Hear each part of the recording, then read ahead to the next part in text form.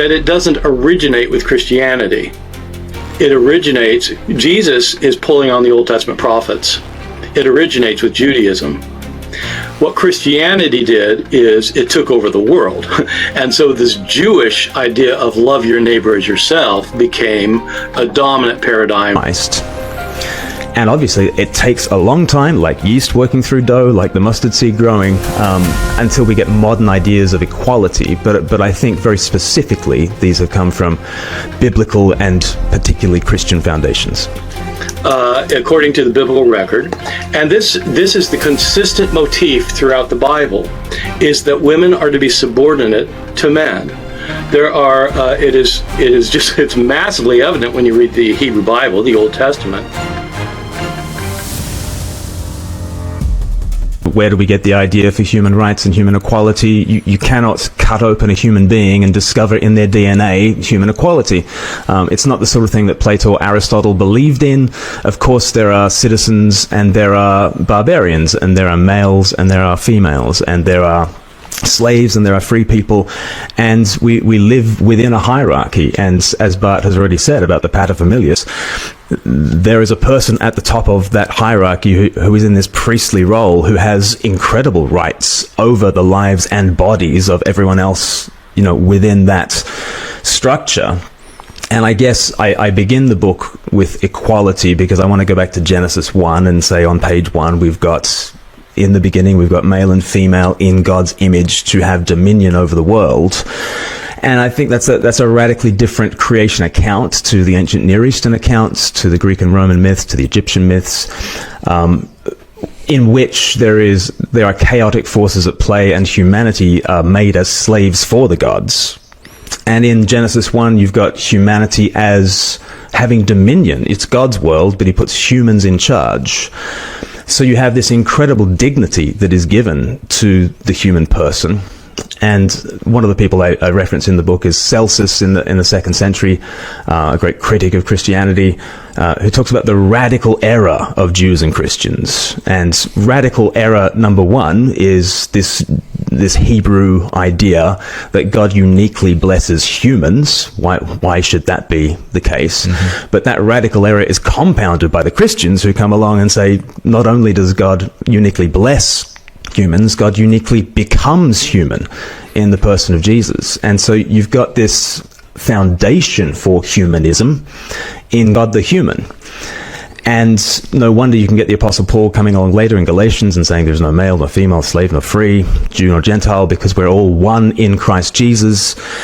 Modeled within the church, you start to get this idea of a different kind of family in which everyone, no matter their station, is a brother or a sister, and no one is Lord except Christ. And obviously, it takes a long time, like yeast working through dough, like the mustard seed growing, until we get modern ideas of equality. But I think very specifically, these have come from biblical and particularly Christian foundations. Glen points to Genesis and early Christian teachings as the foundation of equality. But that doesn't hold up when we look at the facts. The Bible, both Old and New Testament, clearly supports slavery, patriarchal dominance, and the subordination of women. In Exodus 21, slave ownership is explicitly regulated, not condemned. In the New Testament, Paul tells slaves to obey their masters. He doesn't call for abolition. Women are told to remain silent and submit. This isn't hidden. It was used to justify inequality for centuries. Christian empires ran the transatlantic slave trade. The church opposed women's suffrage. Even the idea of consent in marriage wasn't accepted until secular law overrode religious norms. The real turning point came during the Enlightenment. Thinkers like Voltaire, Paine, and Mary Wollstonecraft challenged religious authority and pushed ideas of freedom, equality, and universal rights, based on reason, not scripture. So no, modern human rights didn't come from Christianity. They emerged in spite of it, through centuries of struggle against the very hierarchies religion helped build. Let's hear what Bart has to say about that. When you go back to the creation stories, I think the most troubling thing is not Genesis 1, but Genesis 2, when you have the detailed description. I assume you're talking about the equality of humans, because Genesis 1 is not about equality of living beings, because the whole point is humans have the entire creation to be subordinate to humans. Dominion. And so the question is, are men and women created equally? And I get your point from Genesis 1. When you have the account in Genesis 2 about how it actually happens, God first makes Adam and makes Adam a living being, and then Adam needs a helper, and so he creates all the animals, and these are to be his helpers. But it turns out there's no one suitable, so he makes a woman out of the man, an isha out of the ish in Hebrew, and she's to be his helper, his helpmate. That's why she exists. He does not come into being to help her. She comes into being to help him, and then she leads him astray, according to the biblical record. And this is the consistent motif throughout the Bible, is that women are to be subordinate to men. There are it's massively evident when you read the Hebrew Bible, the Old Testament, and when in the New Testament, where you have somebody pick up this story from Genesis 2, it's in 1 Timothy chapter 5, where the author, claiming to be Paul, says that women are not to talk in church. They're to exercise no authority over a man. They're to be subject to men, because Eve was misled, not Adam. And this is what happens when women teach. They get misled by the devil and they lead the man astray. You get a similar thing in Paul himself in 1 Corinthians 14 about women are not to talk in church. So it's true that Galatians does say that in Christ there's no male or female or slave or free, and that's absolutely true, and it's absolutely important that he says that. But the two key words are in Christ. What he means is that everybody equally gets salvation. But Paul does not think that they are equal in the church. He tells the women in Corinth that they are to be subject to their husbands, just as the husbands are subject to God. And so the husband is their God.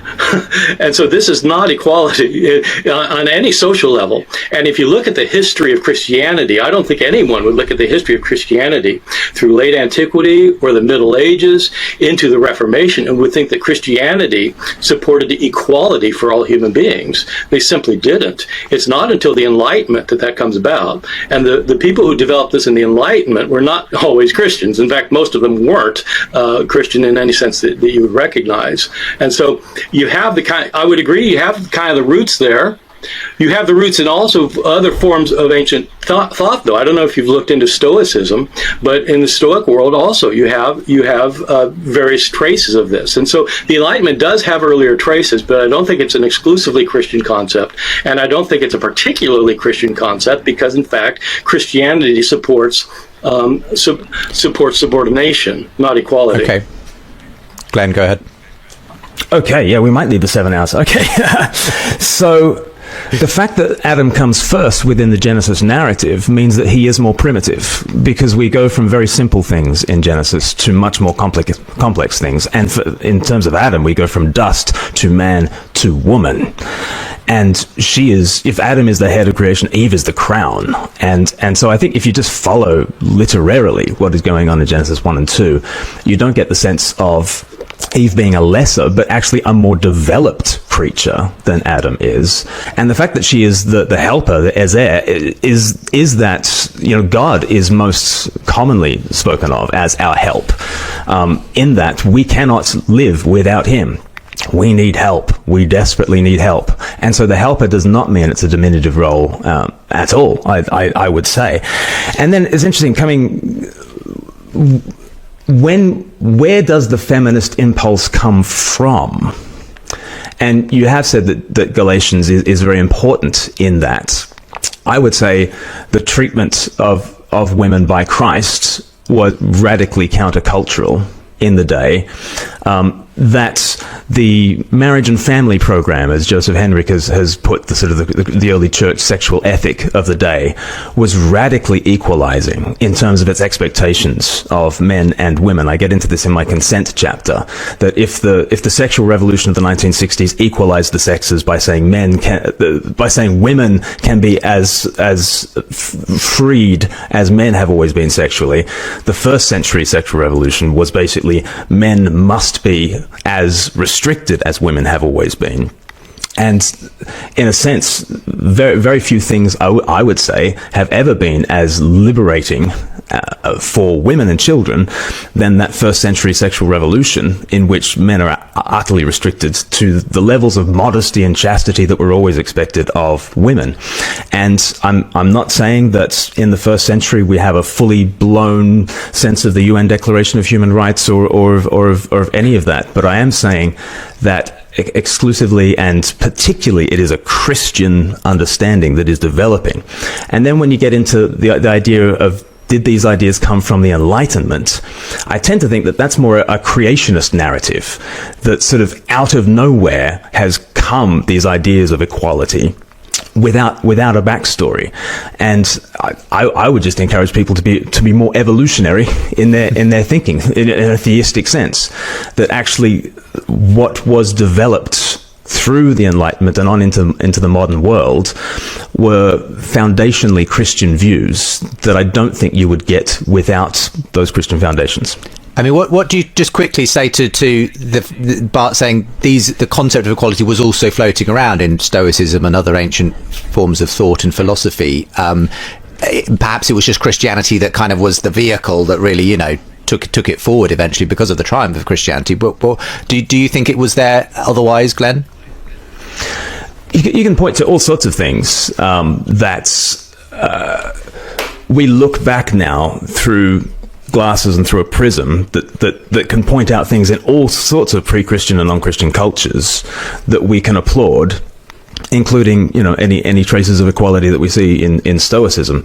I guess my question would be, why are we looking for those particular things? And I would say that the reason we're looking for those particular things is we're coming from an irreducibly Christian mindset that is looking for those particular things. So can I respond to some of that, Justin? Please. I mean, I don't think it's irreducibly Christian, because if you're going to do an evolutionary model, of course, Christianity came out of other things too. It's not really fair to isolate Christianity, for example, apart from Judaism. And so you could just as well write the book saying that it's not a Christian model, it's a Jewish model.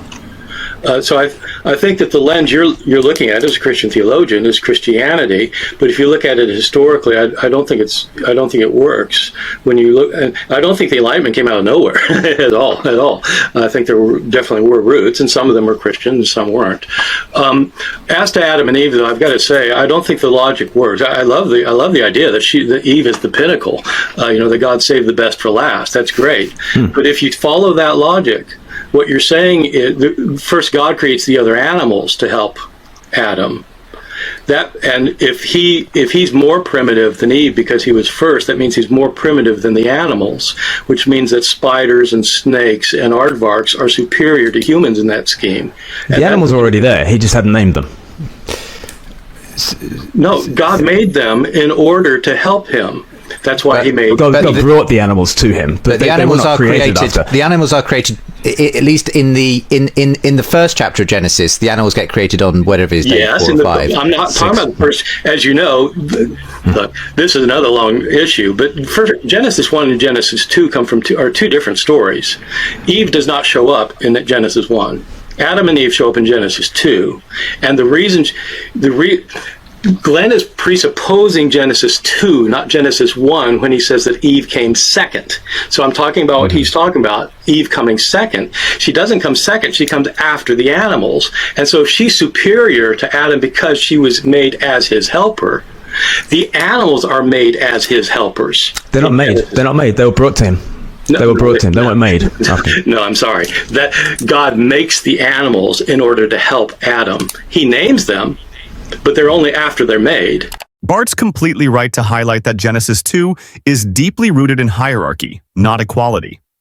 And the proof isn't just in the story, It's in how that story was used for centuries to justify male dominance and female subordination in Christian doctrine, law, and society.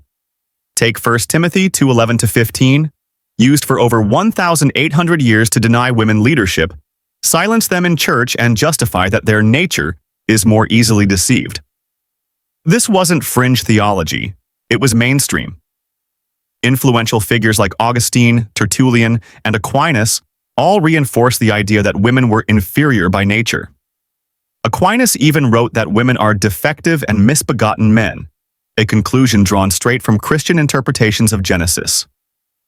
The idea that Jesus introduced gender equality doesn't match the facts. There's no gospel record of Jesus calling for the end of patriarchy or slavery. He didn't challenge the legal inferiority of women, or say anything about women's rights to divorce, own property, or testify in court, things women in Roman society were often denied. Glen's claim that the early church equalized sexual expectations between men and women is misleading. The early Christian sexual ethic wasn't about freedom or fairness, it was about control, especially over women's bodies. Church fathers idealized virginity and celibacy, especially for women, and viewed sex even in marriage as suspect. Jerome, one of Christianity's most influential thinkers, said, "Nothing is so unclean as a woman's body." That's not a foundation of equality, that's institutional misogyny. And the idea that Christianity slowly evolved into modern human rights is revisionist. Real legal equality and consent laws didn't emerge from churches. They were won against the churches by secular thinkers during the Enlightenment. The Enlightenment didn't come out of nowhere, but its core principles, freedom of thought, bodily autonomy, equality before the law, often clashed with Christian orthodoxy. Thinkers like Spinoza, Hume, Voltaire, and Paine questioned divine authority and rooted human rights in reason and shared experience, not in divine revelation.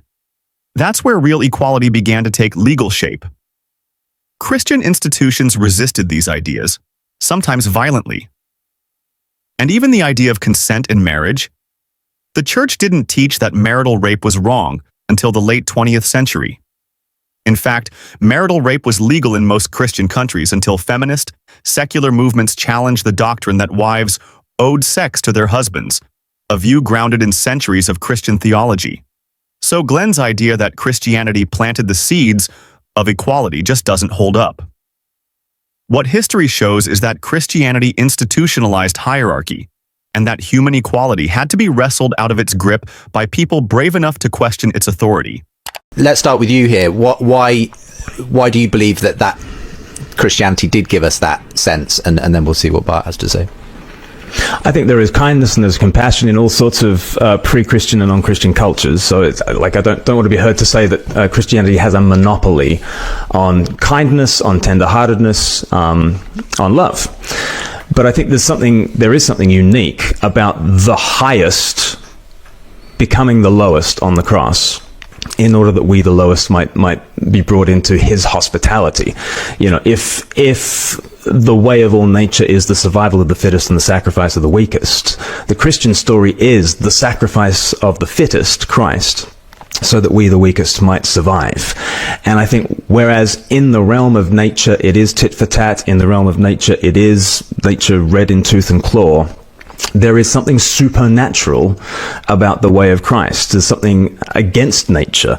There is something that says, I will protect the weakest. And obviously it was something that a critic of the church like Nietzsche hated. He saw the cross as the transvaluation of all values. Because, of course, nature teaches us that the weak, the low, and the botched should perish, and we shall help them to do so, he says in the Antichrist. And therefore, Christians have always, he thought, stood in the way of a proper humanitarian ideal. And the proper humanitarian ideal is we can all fly off to become Ubermensch. We can all fly off to greater heights of humanity if we let the poor, the weak, the low, and the botched, as he called them, perish, so that we can, evolve to a higher degree. I think the revulsion that we feel at that sentiment is a particularly Christian revulsion, and it is born of some particularly Christian intuitions. I think we've been looking at a picture of the Lord on the cross for thousands of years, and we have held that up as our image of what it is to be great. And whoever will be greatest among you must serve, and the first shall be last, and all that kind of stuff that Jesus taught. I think we have been formed, whether we've been to church or not, all of us have been formed by an image of greatness in sacrifice, and even shameful sacrifice on the cross for the sake of the other, which I think gives a bite to a Christian understanding of compassion. And how, just before we come back to Bart, was that, in your view, shown in practical ways by the early Christian church? Hospitals, for instance, would be an interesting place to go. Now that the Greeks had their manuals of how Galen's four humours and how to be a physician and to help people, and the Romans had their sort of sick bays for the slaves and the soldiers, but that was to restore them to economic and military fruitfulness. The idea of hospitals for the weak and the poor and the sick who could not afford it became a very much a Christian thing that happened, and there was a cascade of hospitals that sort of happened from the 4th century onwards. Would be one kind of thing, or standing against abortion and infanticide, and not simply standing against abortion and infanticide, but taking the exposed infants and raising them in orphan care and that sort of thing. That would be another way of actually standing against the way of nature. I mean, it's interesting, and I'm sure you're familiar with this, Bart, that in those pagan cultures, it was legal, essentially, to abandon and expose, as it was called, infants who were unwanted economically, or because they were malformed or whatever it was. And as I understand it, Christians became to be known for people who would go to those places where they were traditionally left and took them in and adopted them and so on. For this is a part of a big picture that Glen believes goes back to this idea of the God who was willing to be sacrificed and kind of upheld the poor and the lowly and so on over the powerful. What's your view on that as being the kind of the linchpin for where this central virtue of compassion as a value came from in Western culture? I've got two things to say about it. One is this is the one area of Glen's book that I completely agree with in most ways. I would put it differently. The way not contradictorily, just a different way. My different way of thinking about it is, I actually deal with this in this book that just came out with Yale about my journeys to the afterlife, because some of them deal with these issues and it's the issue is that in the Roman world generally, the ancient world generally, the world generally, the ideology was one of dominance. That whoever was dominant, there were no ethical problems with the person who was dominating somebody. That's what they were supposed to do. And so a powerful village there was no ethical problem with destroying the village next door, if you're more, and killing all the men and enslaving all the women. There wasn't an ethical problem with that. Or empires. And so you can read through the moral discourses of Romans and Greeks, and they don't problematize that. They don't problematize slavery. Of course, I mean, the master is supposed to be master of the slave, and so slavery is fine. Yeah, of course. They're usually prisoners of war in the ancient world. It wasn't a race thing. It's just, you enslave people. And men were to dominate women economically, socially, culturally, politically, sexually. And so it was all domination, and Jesus preached service. And it was completely contrary to what the dominant paradigm was that you're to serve others and to live for and to help the poor. And that's when, in the ancient world, if you had a lot of money and if you had to give some away or you did give some away, it was always to somebody on your same socioeconomic class, or to build a public building, or to put on a gladiatorial show or something like. It was for your own, to promote your own status. The idea of helping the poor was like unheard of. It's like, are you kidding me? That's a joke. No, you're not going to help the poor. And so I completely agree with that is a paradigm shift. It's not the case that everybody accepted the paradigm. A lot of Christians were going around saying, yeah, Jesus said to sell everything. He didn't really mean it. And so, you get a lot of that. And people are people. But you do get the shift in how preachers preached it. The other thing I would say, though, is that it doesn't originate with Christianity. Jesus is pulling on the Old Testament prophets. It originates with Judaism. What Christianity did is it took over the world. And so this Jewish idea of love your neighbor as yourself became a dominant paradigm in the West, at least theoretically, because of Christianity. I agree with that. And it's true, you get hospitals and you get orphanages and you get the weird idea that you're concerned about the destitute. Ancient pagans talk about it and they say, what? No, we're not doing that.